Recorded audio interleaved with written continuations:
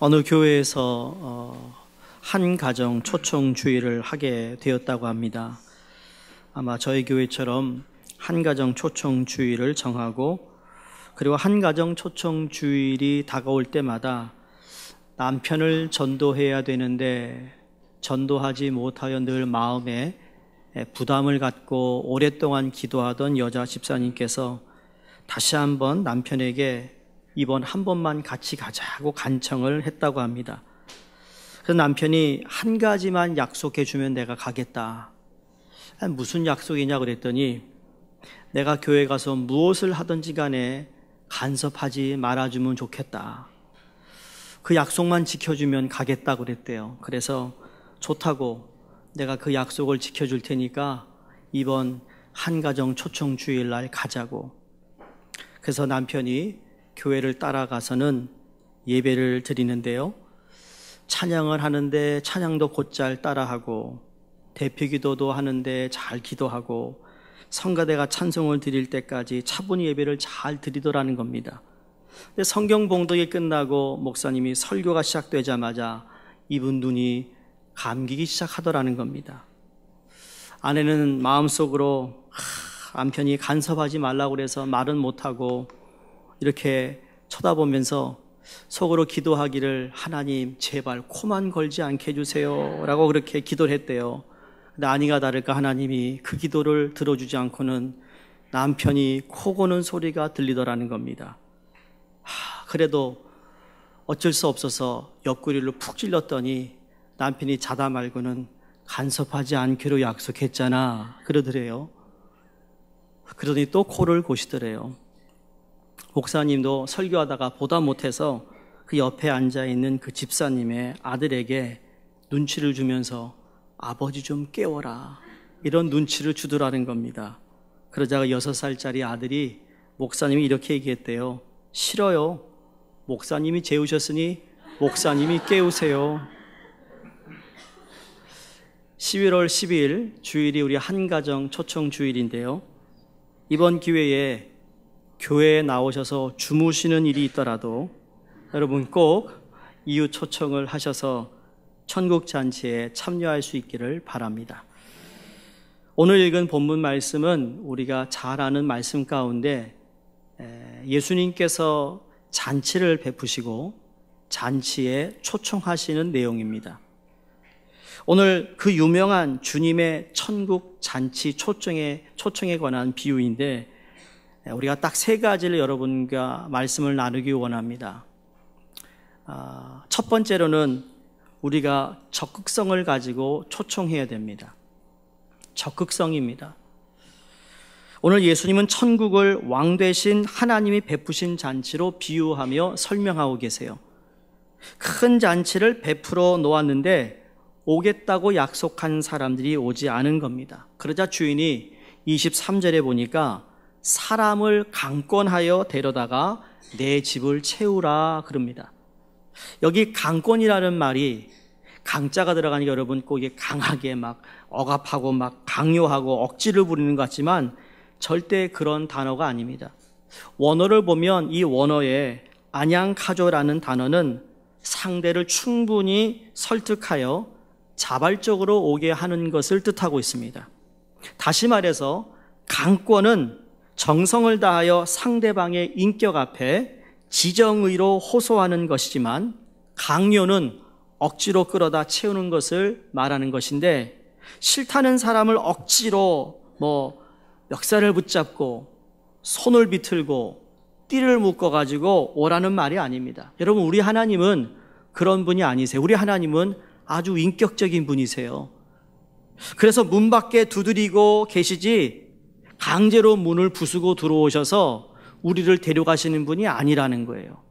우리가 잘 아는 계시록에 내가 문 밖에서 두드리노니 누구든지 그 문을 열고 나를 영접하면 내가 그 사람 안에, 그 사람이 내 안에 함께 거한다는 말씀을 아실 겁니다. 거기에 보면 그 페인팅에 그 문이 있는데 문에 여러분 문설주가 없어요. 안에서 열어야만 주님이 들어갈 수 있는 것처럼, 주님이 부수고 왜 못 들어가시겠어요? 부수지 않고도 주님은 어디든지 들어갈 수 있는 분이심에도 불구하고 우리가 생각하는 이 강권이라는 것은 억지를 부리고 힘을 가지고 그 사람을 데려오는 것이 아니라 정말 간절히 호소해서 상대방의 결정으로 모셔오라는 의미입니다. 이 말씀은 한 영혼을 사랑하는 전도의 적극성을 말하고 있습니다. 주님이 적극적으로 그 한 사람을 찾고 있기 때문이죠. 우리 참 화요일마다 우리 전도 팀원들이 나가셔서 아침 오후로 이렇게 전도하시는 거 보면 참 감사합니다. 새벽 예배 마치시고 6시 반에 함께 기도하시고 그리고 전도지를 가지고 나가셔서 참 전도하는 모습에 얼마나 감사한지 몰라요. 여러분, 전도 그러면 우리가 왜 전도하기가 어렵고 꺼려할까요? 아마 두려운 마음일 겁니다. 왜 두려운 마음이 들까요? 왜 두려운 마음이 들죠? 내가 이거 전했는데 뭘 물어보면 내가 대답할 말이 없잖아요. 뭘 물어보면 내가 성경 지식이 많지 않아서 혹시 밀릴까 봐. 그래서 두려워합니다. 근데 여러분, 성경 지식이 많아서 전도하는 것은 아닙니다. 성경을 잘 알기 때문에 전도하는 것이 아니라는 거예요. 전도는 정말 적극적으로 이 사람의 영혼을 사랑할 때 여러분, 전도의 두려움도 극복할 수 있다고 믿습니다. 또 하나의 이 복음을 전하는 일에 참 어렵고 두려운 것은 그 사람이 내가 전해진 전도지에 대해서 반응이 어떻게 나올까 두려운 것입니다. 이건 뭐 전도뿐만 아니라 사람을 만나고 대인관계에서도 그런 두려움이 있을 수 있습니다. 저 사람이 나를 어떻게 생각할까?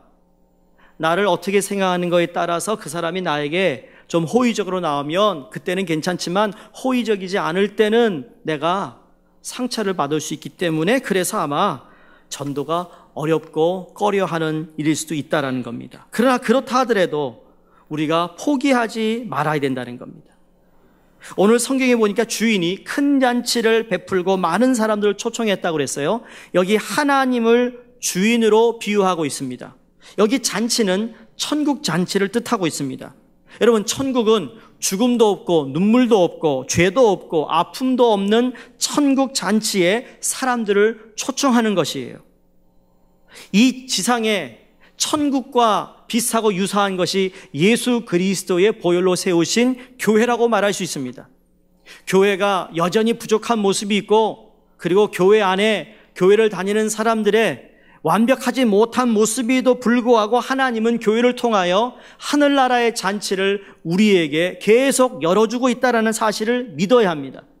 그 잔치가 준비된 곳이 교회라는 것이에요.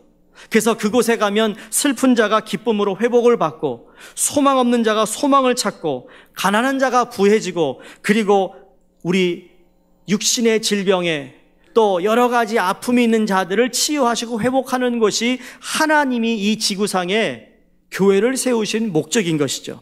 그래서 그 회복을 통해 웃음이 다시 찾아오고 평강이 찾아오고 그리고 위로가 있고 그 하나님의 나라에 우리가 속함을 통하여서 주님이 주시는 복을 우리가 누리게 되는 거 아니겠습니까? 우리가 일주일 동안 살면서 세상과의 삶에서 우리가 자유를, 이 기쁨을 잃어버리고 감사를 잃어버리고 평강을 잃었다면 여러분 다시 교회와 예배드리며 하나님을 만남을 통하여 그것이 회복되는 것이 교회라는 것입니다. 그 교회가 그래서 중요한 것이죠. 그래서 내가 다니는 교회가 하나님의 은혜가 있는 교회가 되기 위해 기도해야 되는 것이고 내가 그 교회가 세워지기 위해서 내가 섬겨야 하는 것이고 내가 희생을 통하여 누군가가 사랑을 느낄 수 있다면 내가 그래서 희생을 하는 것이죠. 모든 사람들이 받기만 원한다면 교회는 교회의 그 본질을 잃어버린 것입니다. 우리가 구원의 은혜를 받았다. 그 구원의 은혜를 이제는 나누을 때가 됐다라는 거예요. 여러분이 이미 구원이 무엇인지 알고 은혜가 무엇인지 알고 충분한 하나님의 사랑을 알고 있는 분들입니다. 그렇다면 그 알고 있는 것, 내가 체험한 하나님을 이제는 전할 날이 우리에게 여러분 얼마 남지 않았어요. 왜냐하면 우리가 언제 주님이 우리를 부를지 모릅니다. 그러나 아직까지 그 잔치에 문이 열려 있을 때, 초청을 아직 하고 있을 때 여러분 응답해야 된다는 것이죠. 그리고 세상의 모든 사람들이 그 소식을 들을 수 있도록 우리가 전해야 되는 겁니다. 예수님이 말씀하셨어요. 수고하고 무거운 짐진 자들아 다 내게로 오라. 내가 너를 쉬게 하겠다. 그것이 쉰다는 것이 예수 그리스도가 계신 곳이고 예수 그리스도의 보혈로 세워진 그 교회를 통하여 하나님이 쉼을 주시는 줄로 믿습니다. 그래서 오늘 18절에 보시면 이 초청에 오겠다고 했는데 오지 않은 사람들의 내용이 나옵니다. 나는 밭을 샀으니까 아무래도 밭으로 나가보아야겠습니다. 이건 물질 때문에 못 나가는 사람을 뜻합니다. 19절에 소 5겨리는 10마리를 의미합니다. 이제 소를 내가 시험할 때가 됐으니 내가 못 나가겠다. 이건 일 때문에 못 나가는 거예요. 20절에 장가 들었으니 가지 못하겠다. 이건 소위 인간관계를 이야기합니다. 그러니까 물질 때문에 내가 교회 못 나가고 일 때문에 교회를 못 나가고 인간관계 때문에 그 초청에 응하지 못하는 모습을 우리에게 보여주고 있습니다. 여기에 청하였던 자들이라고 했는데 여러분 청하였던 자들을 잘 생각해 보면 유대인들의 관습에는 이런 관습이 있었대요. 초청을 할 때 그렇죠? 초청의 날짜가 있어요. 그 날짜에 맞추기 위해서 이미 첫 번째 초청을 보낸다는 겁니다. 첫 번째 초청을 해서 거기에서 응한 사람들에게 두 번째 초청을 함으로 그분들이 확실하게 이 잔치에 오는 것을 딱 확인할 수 있는 거라는 겁니다. 그래서 청했던 사람들이라는 의미에는 이미 첫 번째 초청에 응답을 한 사람들이라는 거예요. 오겠다고 약속한 사람들인데 정작 와야 되는 그날에 이러한 개인적인 또는 핑계 아니면 일 때문에 올 수 없다라고 얘기하고 있어요.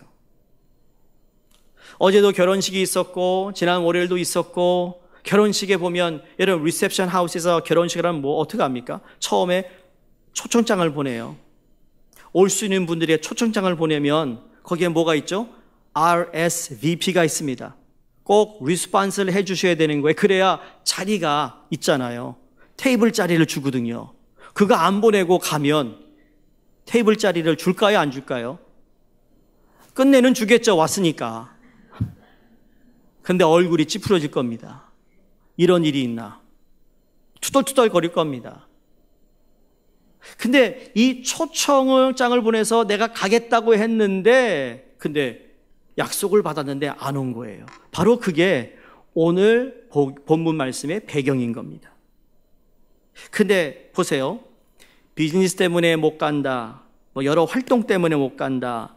가정 환경 때문에 내가 나가기 어렵다. 어떠한 것도 뭐 이해됩니다만 결국 이건 가치 순위의 문제라는 겁니다. 가치관의 문제라는 거죠.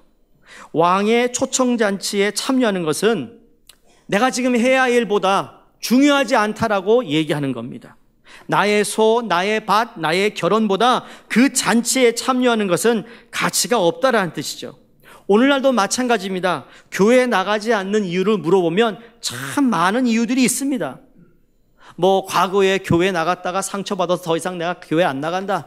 뭐 그 사람이 있어서 안 간다. 저 사람 때문에 안 간다. 뭐 현실과 무관하다. 더 이상 교회에서 배울 것이 없다. 세상 삶을 즐기기 위해 바빠 죽겠는데 거기 갈 시간이 있느냐. 이건 다 가치 우선순위에서 나오는 겁니다.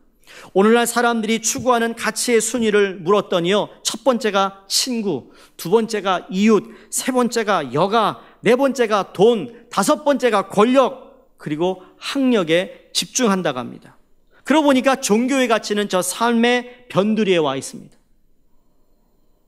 시간이 있으면 가는 것입니다.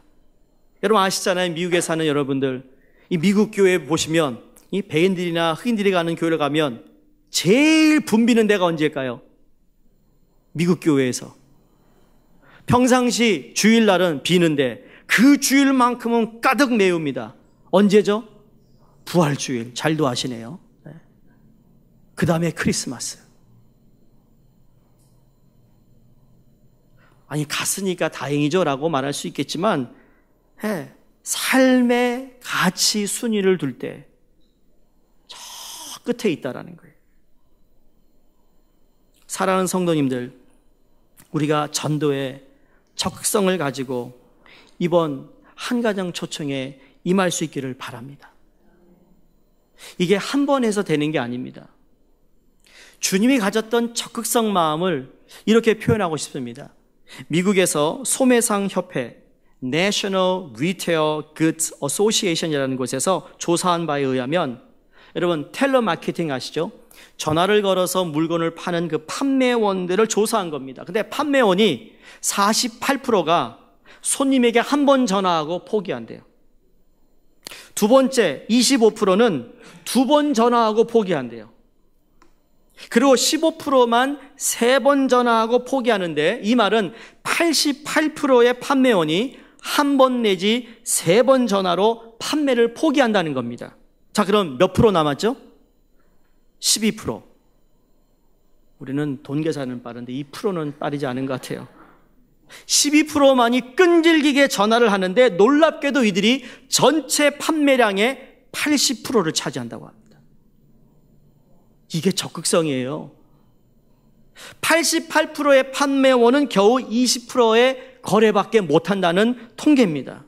사랑하는 성도님들, 한 번, 두 번, 세 번이 아니라 될 때까지 우리는 적극성을 가지고 초청해야 될 줄로 믿습니다. 두 번째, 오늘 본문에서 발견하는 것은 절박성입니다. 절박성.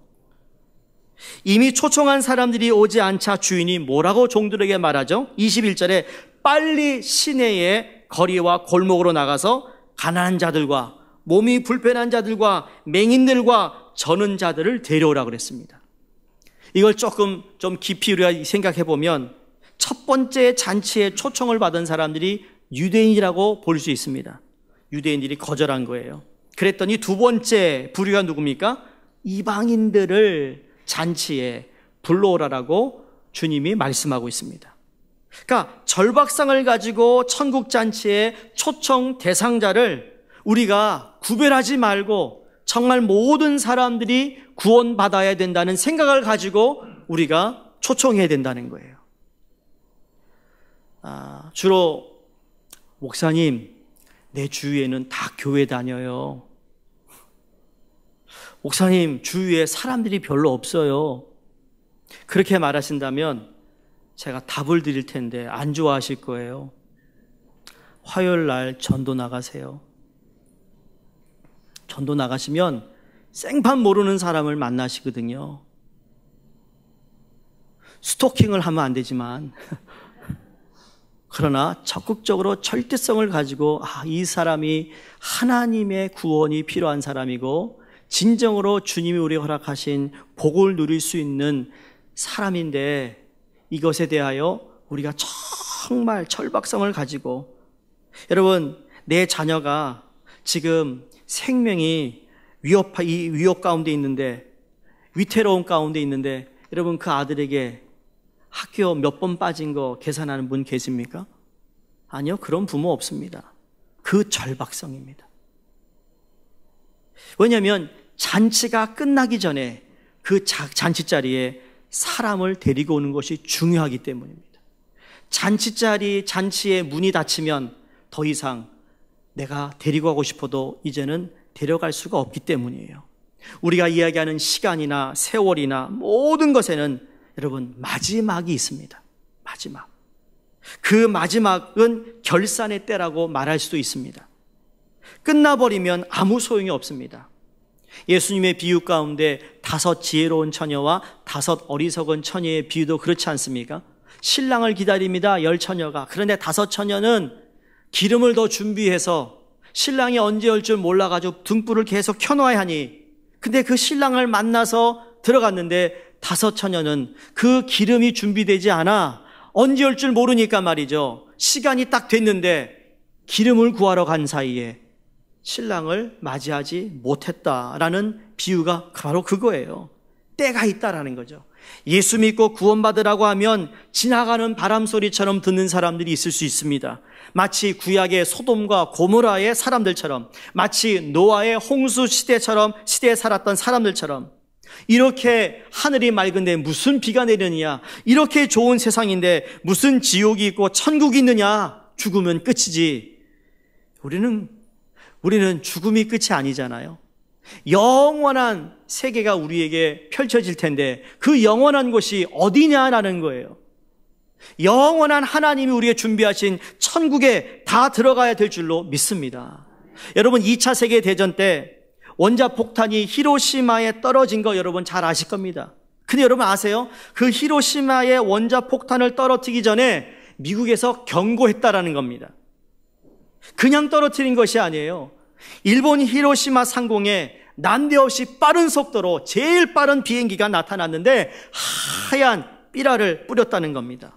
그 삐라에 적혀있는 글귀가 이거예요. 히로시마에게 경고한다. 모든 시민은 8월 6일 아침 8시까지 50리 밖으로 대피하라. 투하되는 폭탄은 원자 폭탄이다. 3일간 피할 수 있는 기회를 주었습니다. 대피하여 생명을 구하라고 경고를 했는데 외면한 것이죠. 그리고 순식간에 30여만 명의 생명과 재산이 잿더미가 되고 말았습니다. 때가 있다라는 거예요.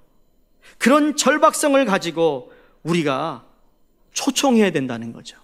전도해야 된다는 이야기입니다. 우리가 아는 대로 여러분, 영생을 얻는 길은 예수님을 통하여서잖아요. 요한복음 10장 9절에도 주님이 그랬어요. 내가 문이니 누구든지 나로 말미암아 들어가면 구원을 얻는다 그랬습니다. I am the gate 그랬어요. 나는 길이요 진리요 생명이니 나로 말미암지 않고는 아버지께로 갈 자가 없다고 하신 말씀처럼 신약복음서에 예수님이 천국에 대해서 얼마나 많이 강조하시는지 몰라요. 그래서 주님이 하신 세 가지의 사역 가운데 하늘나라를 전파하신 거잖아요. 두 번째는 하나님의 말씀을 가르쳤고 세 번째는 치유하는 사역을 하셨는데 제일 첫 번째가 하늘나라의 선포였습니다. 우리 교회가 제가 훈련반을 많이 하고 매해 지금 훈련반이 시작이 되고 있지만 마음속에 이런 마음이 들었어요. 오늘 말씀을 준비하면서 우리 성도님들에게 나도 이제 하나님의 나라를 전파하는 일을 좀 더 많이 해야겠구나. 적극성을 가지고 해야겠구나. 우리가 이 좋은 굿뉴스, 복음을 들고 있는데 이 복음을 통한 놀라운 축복이 우리에게 임했는데 이걸 선포하지 못하는 우리가 너무나 부끄러운 거죠. 사랑하는 우리 수영교회 성도님들, 앞으로 선포하며 전파할 수 있기를 주의 이름으로 축원합니다.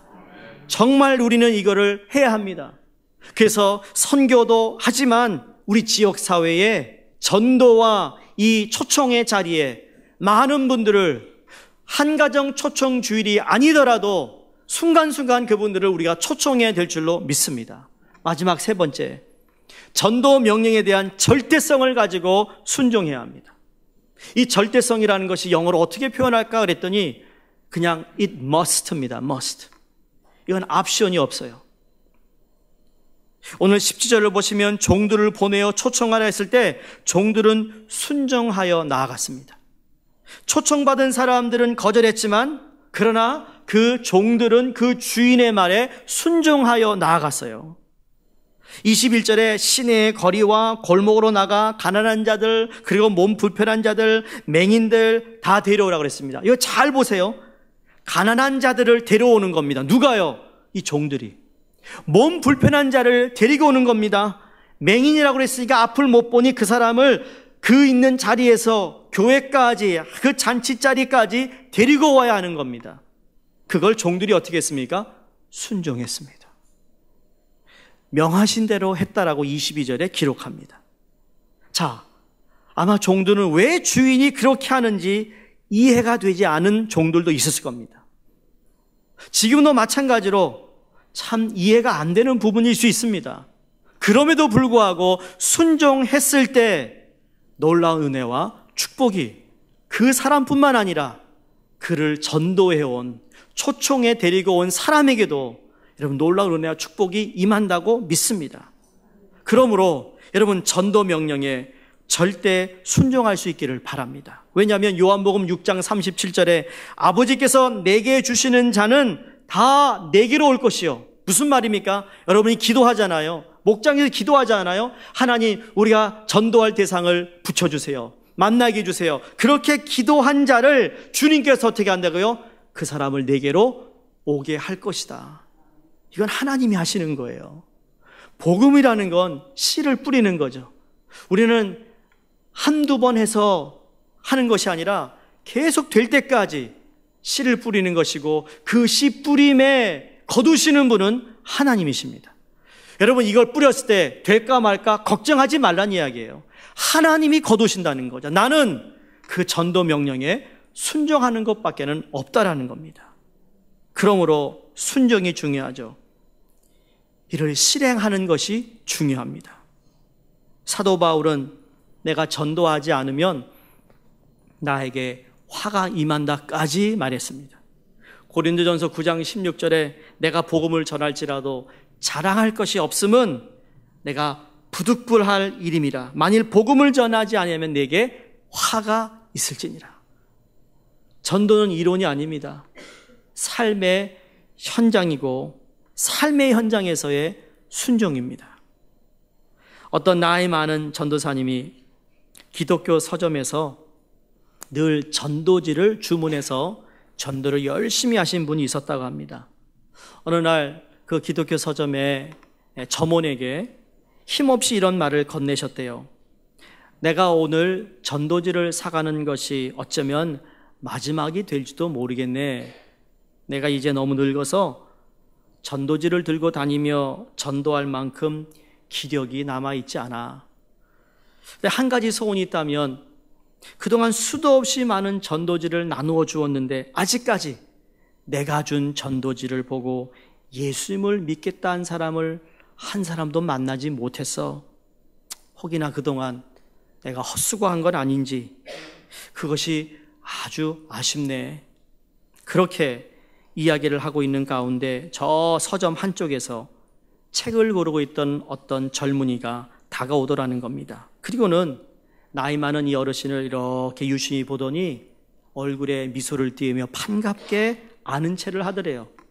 그러면서 이 청년이 저 노인께서 저를 잘 모르시겠지만 저는 노인을 잘 압니다.